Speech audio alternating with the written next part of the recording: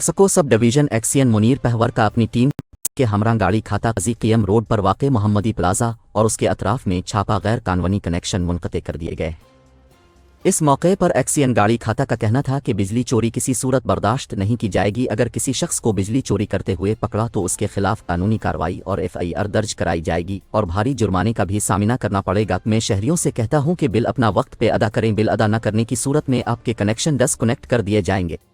मैं आपसे मुखातिब हूँ, तो मैं एक्शन गाड़ी खाता यहाँ इसको मौजूद हूँ और यहाँ पे हमारे कुछ लोकल जो है हमारे चेयरमैन हैं, वो शायद वाइस चेयरमैन है, वो हमसे अभी यहाँ मौजूद हैं और वो चाह रहे हैं कि हम उनसे बैठ के कोई बात करें। तो मैं इनसे भी गुजारिश करना चाहूँगा, जैसे मैं ऑलरेडी इस चैनल के तवज्जुह से भी गुजारिश कर चुका हूँ कि आवाम जो है ये इदारा आपका इदारा है, हमारा नहीं है, कि मेरी ये जागीर नहीं है, ये आपका इदारा है, आप तावन करें।